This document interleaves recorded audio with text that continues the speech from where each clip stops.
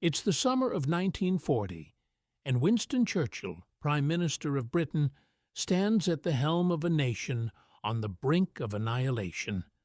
With Nazi forces sweeping across Europe, Britain is the last line of defense. But amidst this chaos, Churchill faces a decision, one so chilling it would haunt him for the rest of his life. To protect Britain, he must betray an ally. He orders the destruction of a fleet, its former owners, the French, caught in the crossfire. This wasn't just a military strike. It was a moral reckoning. Thousands of lives were lost, and an irreplaceable bond between two nations shattered. But was it necessary? Could there have been another way? Stay with us as we unravel Churchill's darkest decision, the order that cost thousands of lives and forever changed the relationship between Britain and France. If you're intrigued by history's most controversial decisions, hit that like button, subscribe, and share this documentary to dive deeper into the stories that shaped the world.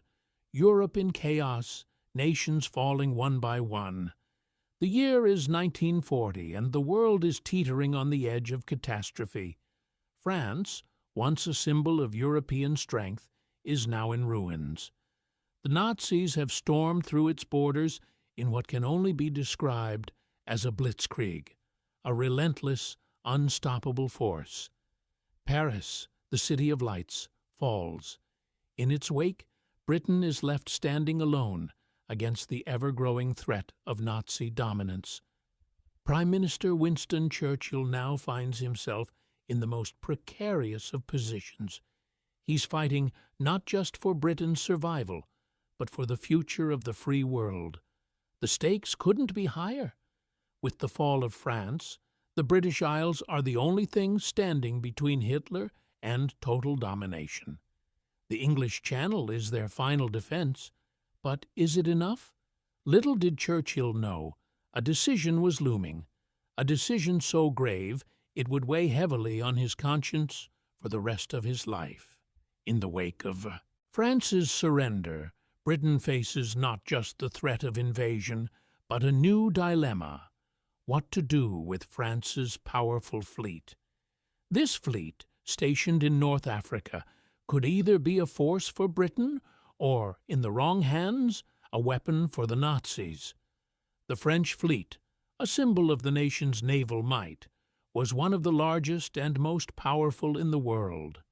Comprised of over 70 ships, including battleships, cruisers, and aircraft carriers, it was a force that could tip the balance of power at sea.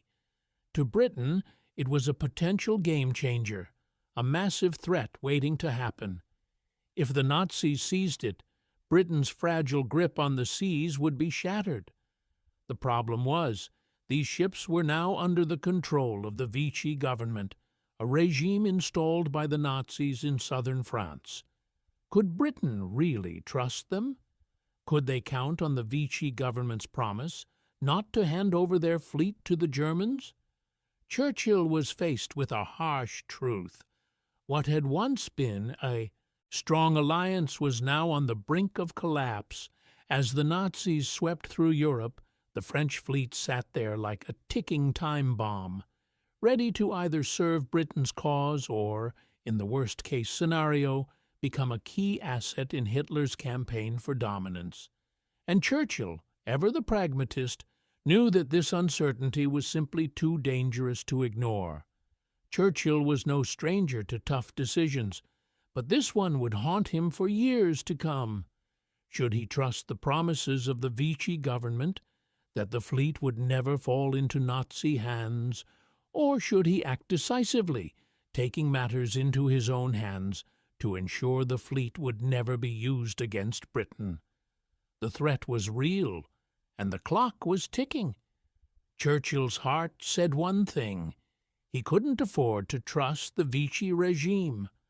France had already surrendered, and the Nazis had installed a puppet government. Trust was a luxury he could not afford. Yet the emotional cost of such a decision loomed, large. The French had been Britain's allies for centuries. Destroying their fleet would not only cost lives, but it would also break a bond that had been forged in the fires of World War I. For Churchill, this wasn't just a military calculation. It was a moral dilemma. Could he live with the consequences of attacking a former ally? But as the Nazis grew stronger, the options were narrowing. Britain's survival was on the line. And so, Churchill made a decision that would forever change the course of history. It was the morning of July 3, 1940, and Operation Catapult was set into motion. The Royal Navy, under Churchill's orders, was heading toward the French fleet at Mers-el-Kébir, a French naval base in Algeria. The target was clear: destroy the fleet before it could fall into Nazi hands. No negotiation, no second chances. Churchill's decision was about to become reality. British warships, including the famous HMS Hood, the largest battleship in the fleet, lined up for the attack. These ships, usually used to protect Britain, were now on a mission of destruction. The French fleet, once an ally, would now be their enemy's worst nightmare if it wasn't stopped. As the British ships came into range, the order was given. The Royal Navy opened fire. The French fleet, caught off guard, had no time to react. The heavy barrage of British artillery thundered across the harbor, sinking ships and sending plumes of smoke into the sky. The French sailors, who had once fought side by side with the British, now found themselves the target of the same guns they had shared in battle. The attack was swift and brutal. Within hours, the once proud French fleet lay in ruins, and with it, more than 300 French sailors perished, caught in the crossfire of a war they could no longer control. The immediate aftermath of the attack was nothing short of catastrophic. For the French, it was more than just a military loss, it was a betrayal.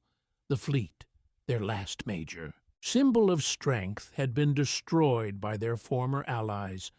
French sailors, who had stood beside the British in the First World War, now faced the harsh reality that their fleet was gone, sunk by the very country they once called an ally. For the French, the attack was personal. Many viewed it as an act of treason. To them, it felt like a stab in the back, a moment of shocking betrayal. In the streets of France, the news of the attack spread quickly, leaving citizens in a state of disbelief. The emotional toll was just as significant as the physical destruction of the fleet. France's trust in Britain had been shattered, perhaps irreparably. Back in Britain, the news was met with a more mixed reaction. Some understood the necessity of the action, while others felt the weight of the decision pressing down on them. For Churchill, it was a victory for Britain's survival, but at what cost? In the days following the attack, Winston Churchill found himself defending his decision to the British public. He had made a choice that would cost lives and shatter alliances, but he believed it was the only choice that would ensure Britain's survival. To him, the French fleet was a ticking time bomb, an asset that could fall into Nazi hands and turn the tide of the war in Hitler's favor. Churchill's words were meant to rally the British spirit, to remind his people that they had been through much worse and had survived.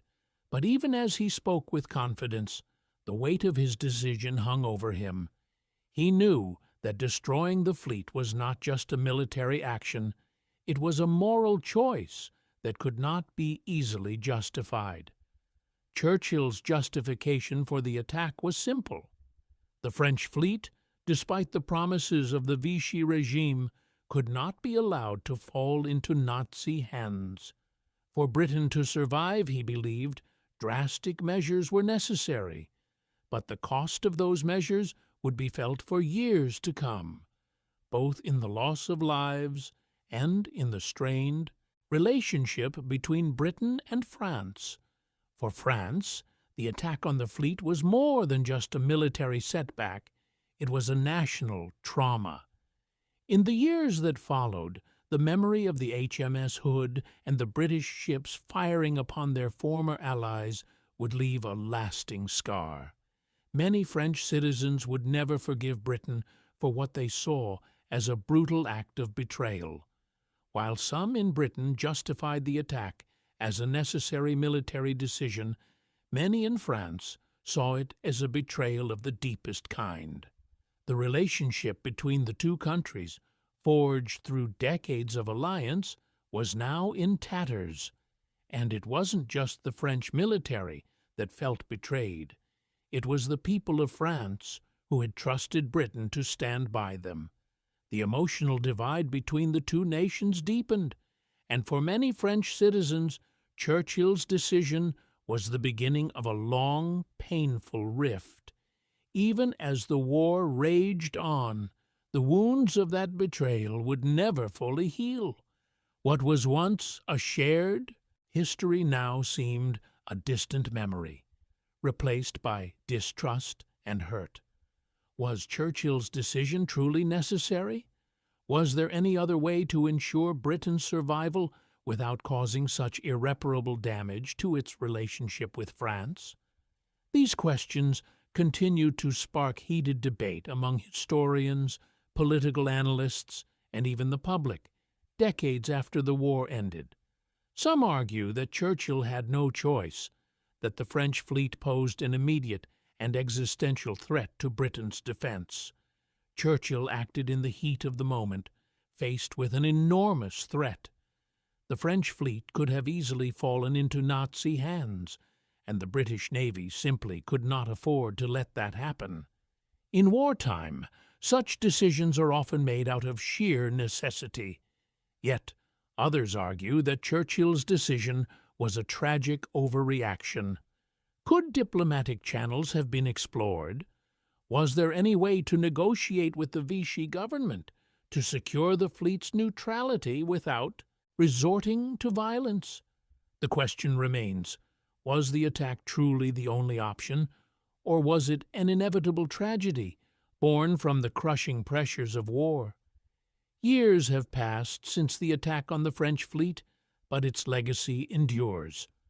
The wounds inflicted on British-French relations ran deep, and while the war eventually ended with the defeat of Nazi Germany, the emotional and political consequences of Churchill's decision lasted long beyond the final victory. For many in France, it wasn't just about the loss of ships. It was about the destruction of trust, of shared history, and of the painful betrayal by an ally. Despite the bitterness that lingered, both Britain and France eventually recognized the importance of moving forward. In the years that followed, the two countries sought reconciliation. But the scars from Operation Catapult never truly healed. There were always those who remembered, who felt the sting of betrayal and the weight of lives lost in a conflict that could have been avoided. The ripple effects of that fateful decision still influence the way the two nations view each other, even today. In the quiet moments after the dust has settled, it's easy to forget the true cost of war. The destruction of the French fleet may have been a military necessity, but it was also a tragedy. Thousands of lives were lost, not just soldiers, but sailors, husbands, fathers, and brothers. The emotional cost of such a decision weighed heavily on those who lived through it. For Churchill, a man known for his unflinching resolve, the decision would haunt him for the rest of his life. Churchill himself would later remark that history would be kind to him, for he intended to write it. But no matter how much he defended the necessity of Operation Catapult, the emotional scars of his decision lingered.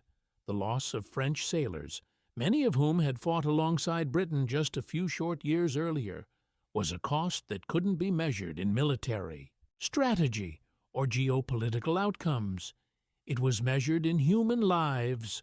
At the heart of it all, the true cost of war lies not just in the battles fought or the ships sunk, but in the relationships shattered and the lives lost. And in the case of Churchill's darkest decision, the consequences echo far beyond the battlefield. In the end, Churchill's choice to destroy the French fleet was a moment of brutal clarity, a decision born of necessity, but also of sacrifice. And as history continues to unfold, we are reminded that the hardest decisions often come with the highest price. If this documentary gave you insight into the tough decisions made during World War II, be sure to like, subscribe, and share with others who would find it thought-provoking. Let us know your thoughts in the comments below. Do you think Churchill made the right call?